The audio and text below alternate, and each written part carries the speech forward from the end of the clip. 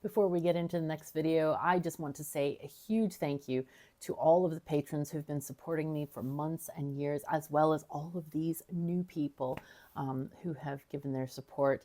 We have Leon, Basic Days, Ali Pasha Sadri, Blake Stoffel, Martin, O'Neill and Z, Leah Wayland, Espen, Christian Boris Iverson, Mortran, David Reichel, Steve Harose, Swiss Cheeses, Viking Brit, Leon, David Verkrusen, Blake Scott, Andreas Yellinghouse, Johnny Wanamaker, and Constantine Herbold, who became new patrons. There were 2 people who increased their patronage. Thank you so much for that. We have Garrett Blue and Cryanster. And then through PayPal, I got gifts from Paul's Simons, who said, "It's not much, I know, but if it helps, it's all that matters." You know, I'm so grateful for any support that anyone gives. I'm just really, really, really grateful. Also, Stefan Schatz, Peter Kellogg, and I'm going to say also hi to Angela. There are 2 Maine Coons who are Edward and Elizabeth. Peter sent me that message. And then we'll have Martinez Zlinskas, Gavin Lewis, Ryan Jackal, and a huge thank you to Artem Litvinovich. I am speechless, absolutely speechless. Thank you, everyone. Thank you so, so much. And then there were also people who did a YouTube super thanks, David Herrock, Dando Gaming, and Pekapa. I don't have my file to change my end screen with me, but people who are a certain level of patronage will have their name on the end screen. So heart to you all. Thank you so very much. Greetings, I'm Catherine of Skye, and I hope to make your day refreshingly Swedish. So I'm still in the hospital, as you see, but I really wanted to make this video because I think it's important. Now, this is a very difficult video to make because of, I don't know, there's a stigma against mental things, and it's also about mental topics, which I'll talk about in a bit. But also, if you have a huge sensitivity to subjects like depression or hopelessness, just be warned. This video contains those mentions. So I'll warn you now. But this topic is about feeling like, well, knowing that you've nearly died and you're given these diagnoses that are like unimaginably bad. Like in your worst nightmare, you wouldn't imagine you got all these things and that you're like, could die any second, literally any second. And it feels like you're just getting buried even by the people who are supposed to be helping you. So I want to talk about that. And I think it's important to start from the mindset that I had as a former American. I did actually give up my citizenship. I have a video on that, which is waiting in the wing. Growing up in America, and you can confirm this with pretty much everybody in the comments section, Americans are taught that everything is your fault. And if you have, if you get, I don't know, a stroke, it's your fault. If you get this, it's your fault. Even if you get cancer, which we know has no fault. No, that's your fault because you didn't eat right, or you didn't exercise enough, or you were smoking or drinking. I mean, there are cancers caused by smoking, but like most of them aren't, So, appendicitis is definitely nobody's fault. But no, you didn't eat right. You didn't have a healthy lifestyle. You didn't whatever. So Americans are very much taught that it's their fault. And there's a huge culture of shame around any kind of disease. And we were talking earlier in Discord about why is there this culture of shame? And it has to do with religion, actually. And when the religious people were escaping persecution in Europe, like the founding of America, like way back when we're talking about, there's this idea of, if you live clean, God will take care of you. And so I guess there's this kind of assumption in America. And when I lived there, it was not about religion. It's just the whole, everybody's, just kind of, oh, no, that's your fault. That's your fault. So But it's this idea of like, oh yeah, yeah, if you do bad stuff, if you lie or steal, God will send a plague upon you. You know, that's that. I think it comes from that mentality, and that's just carried on and forward. And that's actually how Americans think about healthcare. That's one of the reasons they don't want universal healthcare, is because they are like, well, you know, why should I pay for your healthcare? It's your fault if you get ill. And no, it's not. And two, there was one comment today on my other video. Someone very ignorant was talking about, well, you know, if you drink yourself into cirrhosis, then it's your fault. No, nobody wants to be sick. And that person, yes, they were drinking, but they're probably an alcoholic, which means they're mentally ill, which is also not their fault. So you have to think about the meta picture, the bigger picture in these things. And I think the reason that a lot of Americans, you know, that's how they feel about universal healthcare. Why should they pay for somebody else when it's their fault if they get a disease? It's their fault if they break their leg on the ski slope. It's their fault if they, you know, get into a car accident. Yeah, because accidents are so totally like intended, right? That's why they're called accidents. And it's a great selfishness, because to the Americans who are watching, Swedes and many other people in Europe feel that there are people who make more money and there are people who make less money. But people, we're like, well, you know, if I make more money, I'm happy to help somebody who can't afford it. You know, that's how we feel. We are happy to contribute money so other people can live. It was heartbreaking for me today because I heard from another person who commented, who is an American living in America and who has had some very serious illnesses for many years. And they said, you know, there are several surgeries I haven't been able to get because I can't afford them. Just think about that. Living with some horrible stuff and you can't afford to fix it. That's worth thinking about. It's worth crying about, to be honest. And I'm going to put out another video where I'm going to talk about the cost of healthcare. Not just the monetary cost, but also the manpower cost and how that affects things. And I'm hoping Americans will see why this is a better way that we have here. It actually costs me much less in taxes and all of that stuff. When you take everything together, I am paying so much less for healthcare than it costs me in taxes. Even though the tax rate is a little bit higher, but once you take into account all the insurance premiums and specialist fees and different stuff I was paying in America, it's way less here, you know? And so that's really important to look at. Anyway, I've gone off topic a little bit, but that's kind of like, you see where the mindset is coming from. And unfortunately, I've had to live in that mindset for a few decades. So anyway, when I got my diagnosis, I felt very, very bad. Because also, there's a thing in America too, where doctors are very much in control of you. If they don't see you following their recommendations, they fire you. They actually called out, fired this patient. You kind of have to do what they want. It's not a choice. Sometimes your doctor, maybe your GP, will let you slide. Oh, I don't want blood pressure medication this time. Okay, well, okay, next time then, you know, or whatever. And if you don't do it, they will fire you. They'll get rid of you. And there's this, it's absolutely crazy.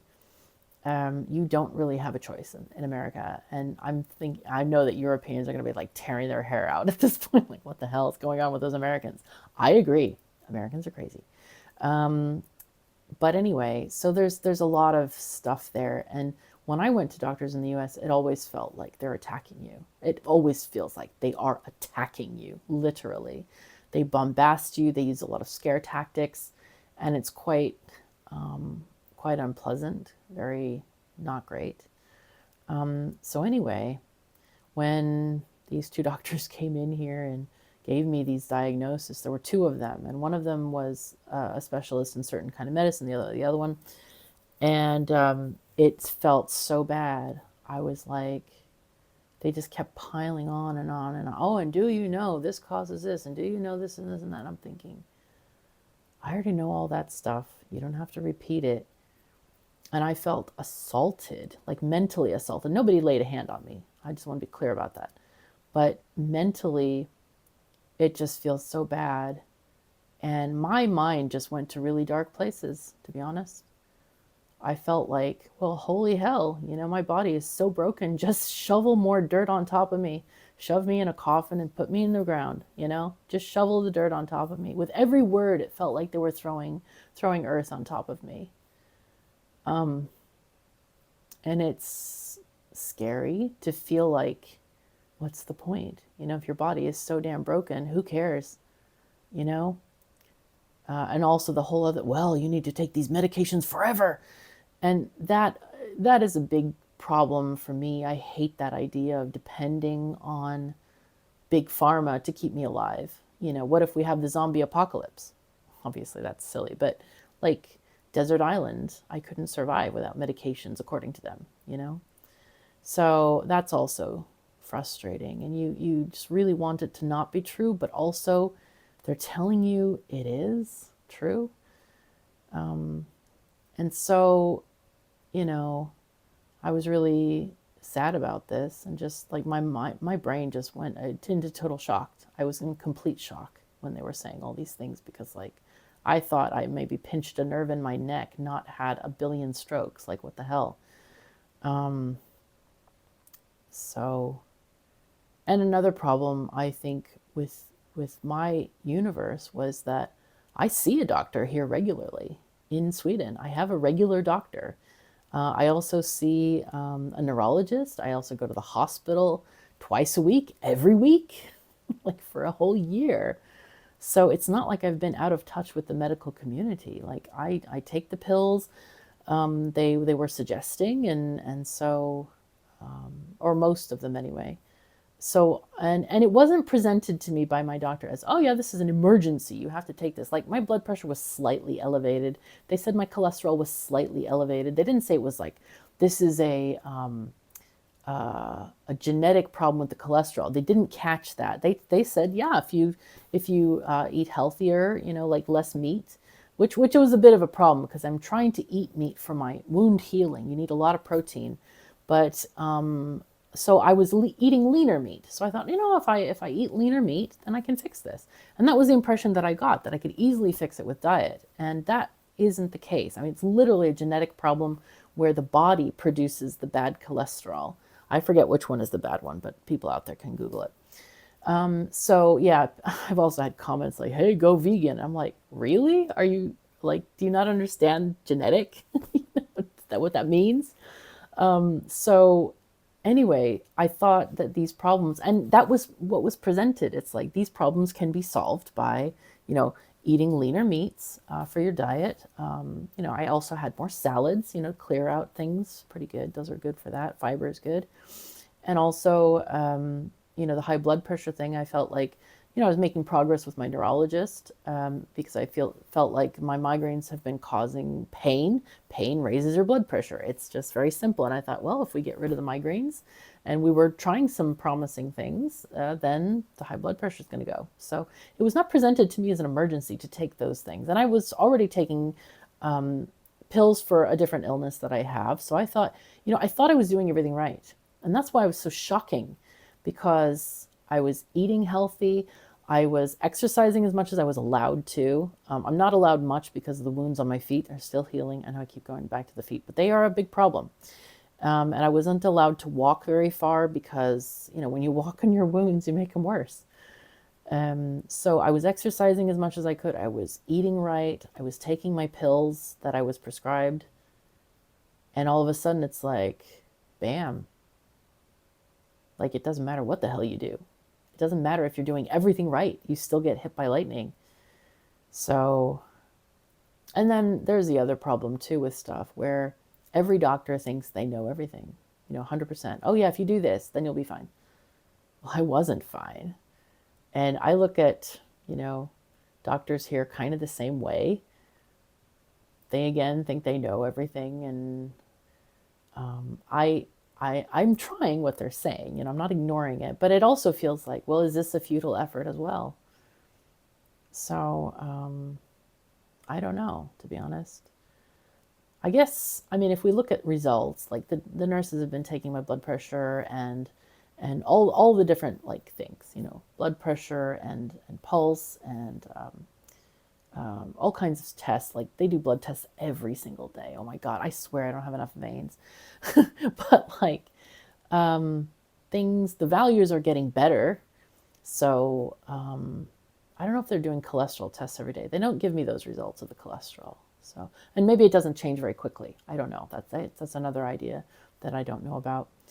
But I'll ask about it tomorrow if I can remember. But you know, you feel like you're doing everything right, and then it's like, apparently not. So that was one of the big shockers for me in this whole thing. And like I said, you know, for a few days I felt quite hopeless. Like, what's the point? You know? Apparently I'm so broken I can't even live. It's just, what the hell? But this is not who we are. Jag är Viking. Sorry about that. Yeah, I probably hit the microphone there. Which means I'm Viking. And I don't take excuses and I don't make excuses. I live hardcore life as an adult in the universe. And I'm responsible and I do what I need to. So I thought, you know what? To hell with this idea. I'm going to live as long as I live. If I die, I die. But I'm not going to start digging my own grave, you know?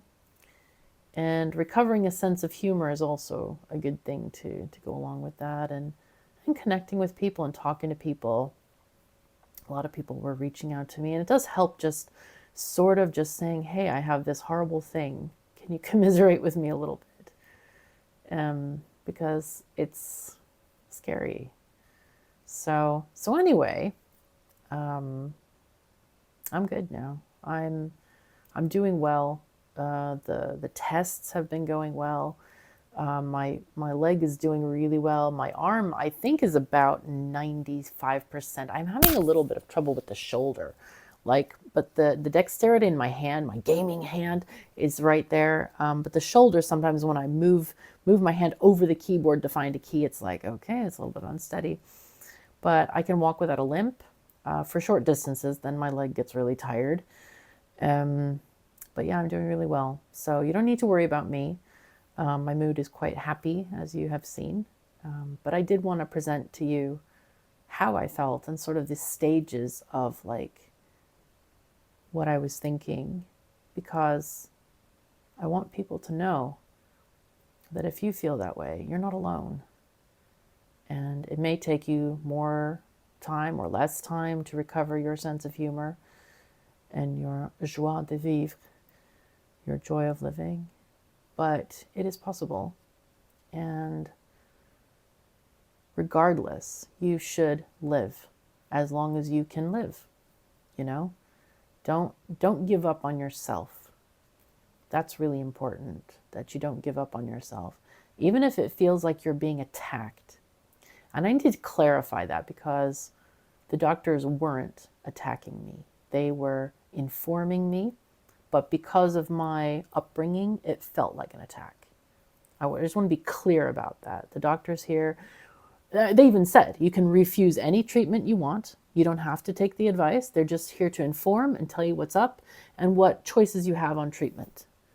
So, but I just wanted you to understand from my perspective how it feels and how I think every American feels in the American medical system, and how an American might perceive what's happening, you know, in other countries in places with better health care.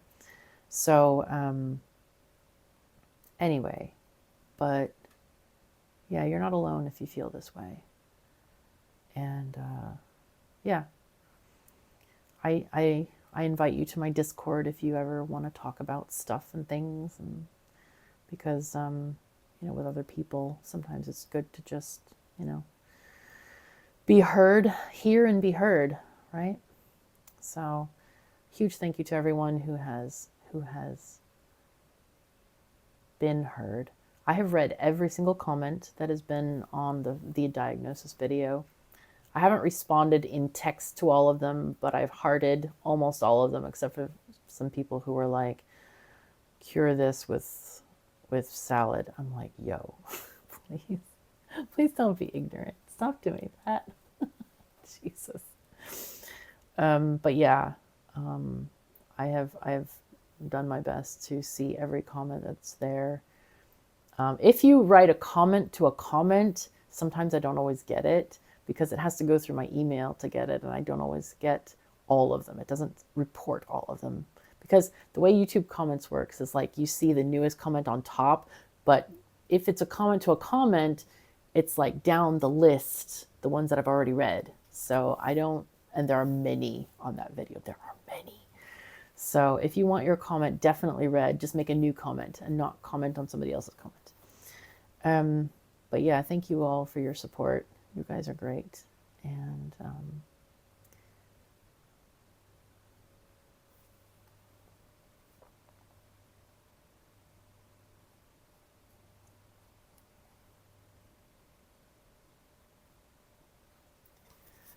someone made a really powerful comment.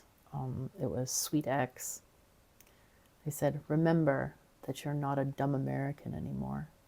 You're a Swede, so you have value. And that really, like, drove it home to me that Americans don't value themselves. The government doesn't value its citizens. Healthcare doesn't value people either. But Europeans do, especially Nordic people. We care about each other and we value each other. More on that in another video, but I want to tell you that you have value. You matter. Despite what your society might tell you, you matter because there's only one of you, and every person has different strengths and weaknesses and talents and hopes and fears and joys and love. And you do matter. So don't let anybody tell you otherwise. Thank you so very much for joining me. Take care of yourselves and each other, and I'll see you next time.